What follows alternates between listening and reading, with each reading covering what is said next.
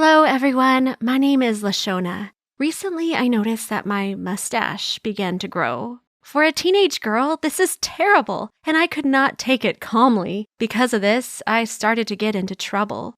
Until recently, I was just a normal girl who didn't have any problems. I went to a prestigious school that I got into thanks to my knowledge, found friends there, and even a best friend named Sandy.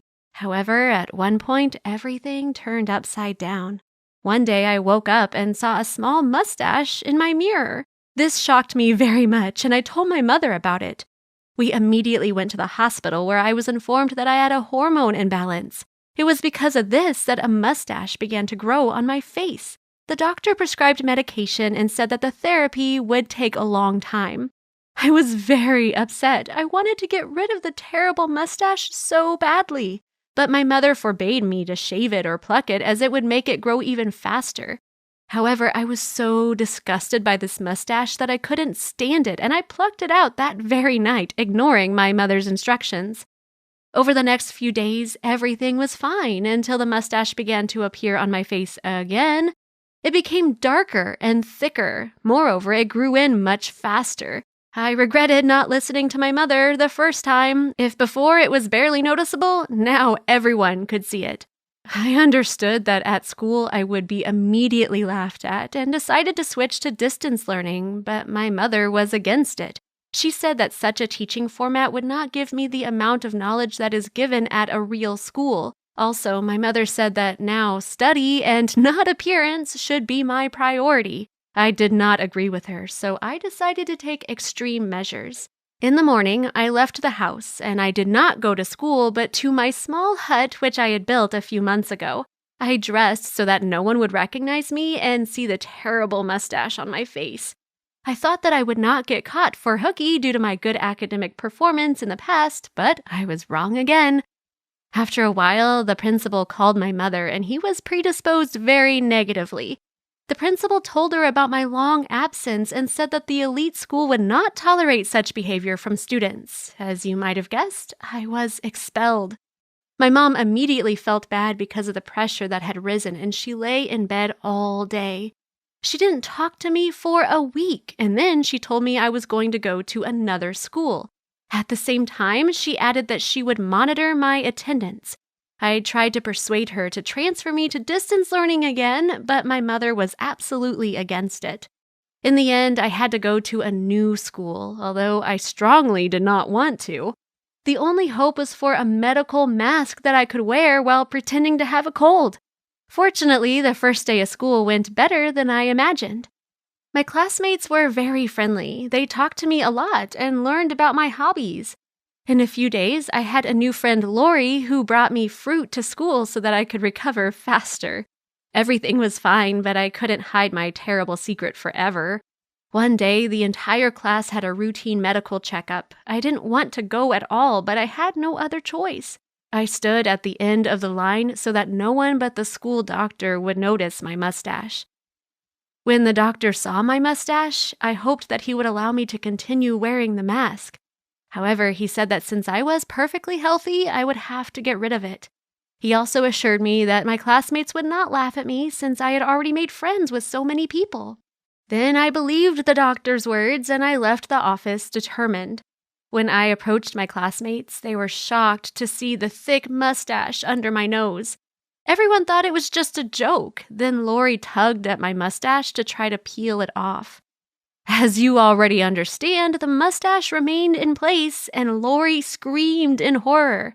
The boys looked at me with disgust. Out of frustration and pain, I even yelled at Lori, but this only made her angry. She acidly said that I should wear a mask forever and never show my face to anyone. My classmates left, and from that day on, an endless mockery of me began. I tried to fight them off, but it only led to more conflict. Then one day I had another fight with Lori. Out of anger, she pushed me right down the stairs, and I fell and broke my arm. Apparently, realizing what she'd done, Lori helped me up and then started threatening me. She said that if I complained to anyone about her, then my school life would turn into hell. To be honest, this threat scared me because it was already difficult for me in this new school. After I had gotten a plaster cast at the hospital, I told Sandy about my broken arm. All this time, she was the only one who supported me, but she didn't understand why I didn't want to see her. I did not dare to tell her about my mustache, fearing that because of this, she would consider me a freak and stop being friends with me.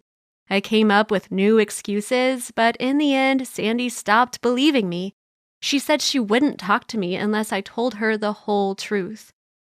I didn't want to do this, so I resigned myself to the fact that for some time we simply wouldn't communicate. It was hard for me without the support of a friend because even my mother couldn't understand me. She felt sorry for me, of course, and tried to talk to me about my problems, but as soon as it came to distance learning, my mother began to get angry and immediately closed the topic.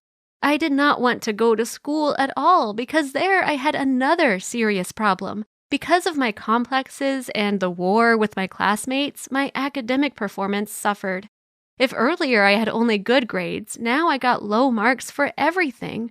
This, of course, worried me, but not as much as the hated mustache and relationships with my classmates. All of the negativity accumulated in me for a long time, and one day I broke down. When Lori once again said all sorts of nasty things about me, I went up to her and hit her. A fight broke out, which was somehow stopped by the class teacher. I thought it would end there, but I was wrong. After school, a police car where Lori sat and smiled slyly was waiting for me. The sheriff came up to me and asked me to get into the car. On the way, I found out that Lori was the sheriff's daughter. We were taken to the police station where I sat for several hours until my mother came to pick me up. The sheriff issued us a fine and warned us that if this happened again, the fine would be twice as much. My mom just shook her head reproachfully and paid it. The next morning, the principal called my mother and told her to come to school with me. Of course, he found out about the fight and the police station. He told my mother that I was behaving horribly, constantly fighting with my classmates and getting bad grades that I didn't even try to improve. As a result, the principal expelled me from the school and also wrote a negative character reference for me. Despite all that happened to me, my mother still tried to get me into another school, but with such a reference, I couldn't get in anywhere. And then she finally agreed to distance learning, which I was incredibly happy about. Unfortunately, my troubles didn't end there. Since our city was small, rumors of the incident with the fight and the police station quickly spread throughout it and reached Sandy and her parents. They used to think I was a good girl, but now seeing what I've done, they forbade Sandy to communicate with me. It really upset me because she was my best friend. But there are positive aspects of this whole story. Soon the mustache stopped growing and began to disappear from my face. Distance learning, despite my mother's fears, is paying off, and I managed to improve my academic performance. What would you do in my situation?